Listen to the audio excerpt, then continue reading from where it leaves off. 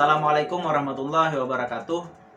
Dalam menghadapi seminar proposal, salah satu yang juga harus kita perhatikan adalah bagaimana kita mempersiapkan bahan presentasi atau PowerPoint, PPT yang nantinya akan kita tampilkan ketika kita menghadapi seminar proposal.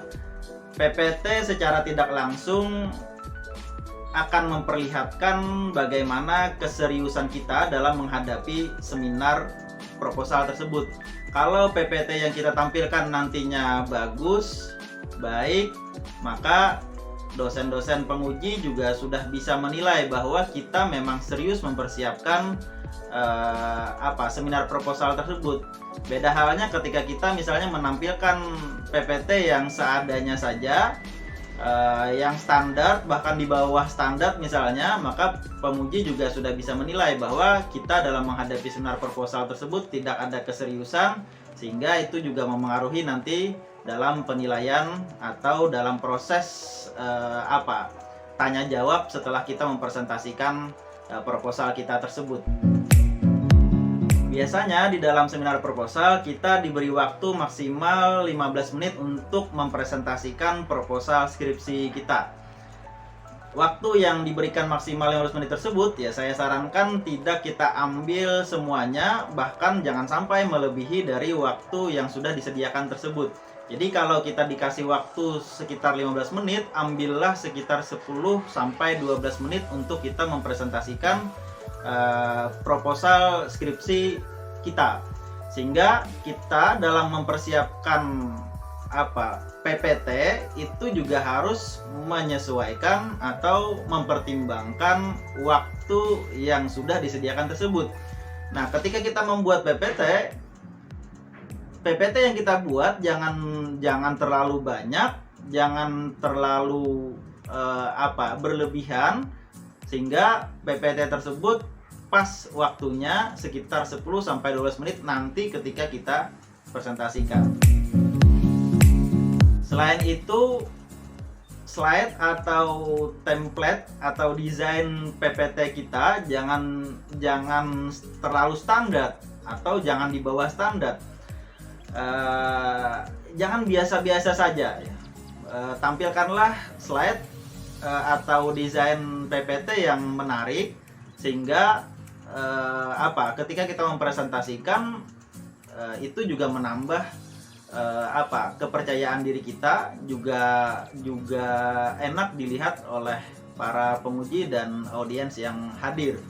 Di sisi lain, jangan juga membuat PPT yang terlalu berlebihan, karena kita sedang mempresentasikan proposal skripsi, ya, suatu penelitian ilmiah, sehingga jangan terlalu norak, jangan terlalu banyak warna, jangan terlalu berlebihan, ya itu juga akan memengaruhi nantinya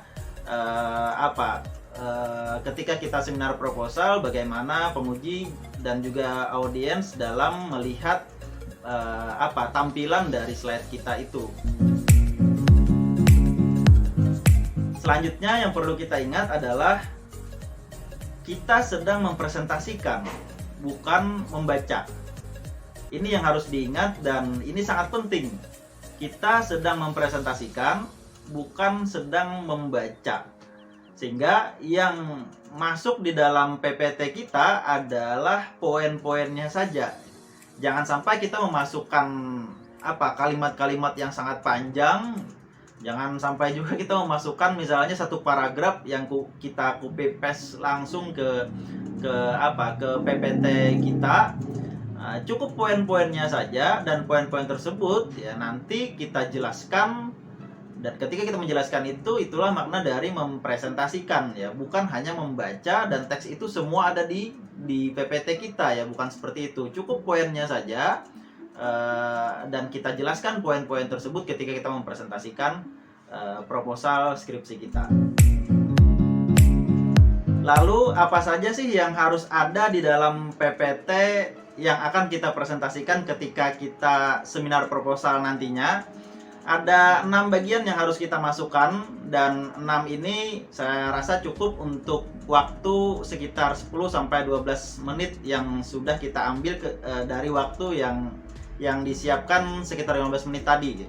Sebelum kita membahas 6 bagian apa saja yang harus ada di dalam PPT yang akan dipresentasikan ketika seminar proposal, bagi yang mau maju seminar proposal ya dan ingin tahu apa saja sih yang harus dipersiapkan atau apa saja sih yang harus dilakukan dalam menghadapi seminar proposal selain mempersiapkan PPT ini ya, silakan mungkin bisa dilihat video saya sebelumnya tentang apa yang harus dilakukan dalam menghadapi seminar proposal.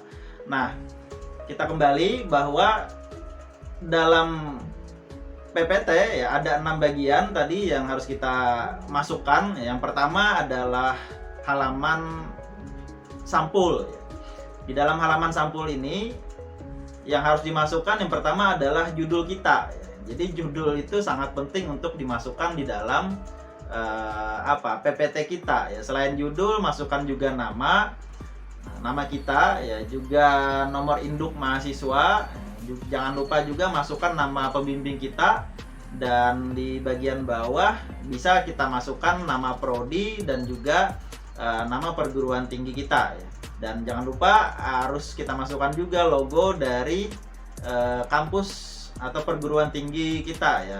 Terserahlah di mana meletakkan logonya.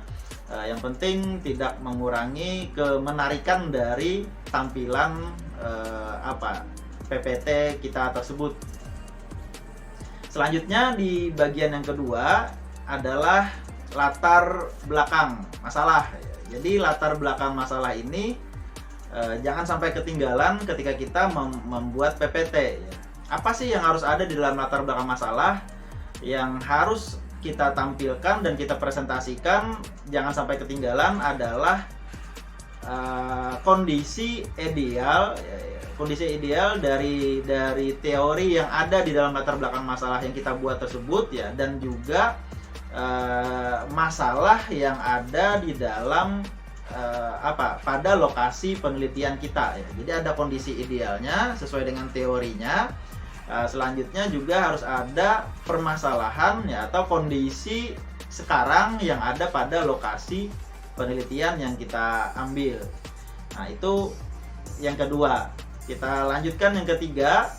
Yang ketiga adalah rumusan masalah atau tujuan penelitian ya.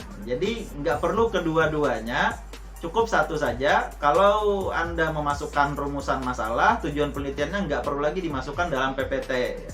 Kalau memasukkan tujuan penelitian, nggak perlu rumusan masalahnya juga dimasukkan dalam PPT ya, karena dua hal ini adalah poinnya sama gitu ya. Rumusan masalah itu dalam bentuk tanda tanya, sedangkan tujuan penelitian adalah jawaban dari rumusan masalah. Jadi salah satunya saja yang dimasukkan di dalam PPT kita. Selanjutnya yang keempat yang harus kita masukkan dalam PPT kita adalah definisi operasionalnya. Jadi kita bisa melihat kata kunci yang ada pada judul kita, dan setiap kata per kata dari judul kita tersebut harus kita masukkan dalam definisi operasional ya. Definisi di sini ya juga bisa kita selain mendefinisikan juga membatasi setiap definisi yang kita masukkan di sana ya. Misal kita ngangkat tentang peran kepala madrasah misalnya. Peran kepala madrasah kan banyak ya. Kita sampaikan saja peran kepala madrasah itu artinya apa ya, peran itu artinya apa. Nah, terus peran kepala madrasah yang banyak tadi misalnya sebagai motivator, sebagai manajer, sebagai leader ya, sebagai administrator ya, sebagai inovator dan lain sebagainya. Nah, terkait dengan penelitian kita ini, peran kepala madrasah itu apa saja sih gitu ya yang akan kita teliti gitu. Jadi nggak semuanya kan peran kepala madrasah itu akan masuk dalam penelitian skripsi kita ini gitu ya. Sehingga di dalam batasan di dalam definisi peran operasional tadi ya harus kita batasi juga ya, peran kepala madrasah yang kita maksud itu yang mana saja ya, sebagai apa saja gitu. Yang kelima yang juga harus masuk dalam PPT kita adalah penelitian terdahulu. Jadi penelitian terdahulu ini ya memang ada yang berpendapat perlu disampaikan dalam seminar proposal, ada juga yang mengatakan tidak perlu disampaikan dalam seminar proposal gitu. Tapi ya saya rasa ya ada baiknya kita masukkan kalau judul kita ini memang sudah banyak atau ada yang meneliti sebelumnya ya, sehingga kita bisa menjelaskan apa sih perbedaan penelitian yang akan kita lakukan ini dengan penelitian-penelitian terdahulu yang sudah pernah dilakukan. Apa sih yang membuat penelitian kita ini ya, skripsi kita ini berbeda dari yang dulu-dulu, dan ini perlu kita jelaskan di dalam presentasi ketika seminar proposal. Yang terakhir, yang keenam adalah metode penelitian. Penting bagi kita memasukkan metode penelitian dalam presentasi ketika seminar proposal, jangan sampai ketinggalan. Jadi mulai misalnya metode penelitian yang kita gunakan apa ya, terus lagi subjek dan objek penelitiannya ya, data sumber datanya, teknik pengumpulan data yang kita gunakan apa saja ya, dan lain sebagainya ya, yang masuk dalam metode penelitian yang ada di bab 3 itu juga kita harus jelaskan ya. Cukup poin per poin saja ya. Misalnya dalam satu slide ada metode penelitian ya, di bawahnya masukkan kualitatif misalnya, kalau kita kualitatif, atau kuantitatif misalnya kan ya.